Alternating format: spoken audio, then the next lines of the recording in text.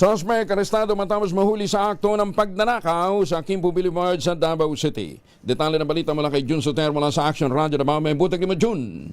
Mayong buntag usab, Kuyang Angel, na-aresto ang isang lalaki matapos maaktuhan mismo sa aktong pagnanakaw sa isang establishmento sa Quimpo Boulevard, Barangay 39 Dusty, Davao City, madaling araw ng Abril 12, 2026.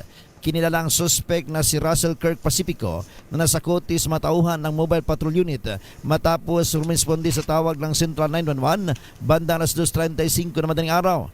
Base sa report, pagdating ng mga pulis sa lugar, naabutan ang suspect na palabas sa St. Vincent Driving School at sinubukang pasukin ang katabing opisina ng Blessed Pedro Calungsod Medical Laboratory sa pamamagitan ng pagbabasag ng salamin ng pinto. Agad na rumisponde ang mga operatiba at nagawang masukol ang suspect sa loob ng establishmento.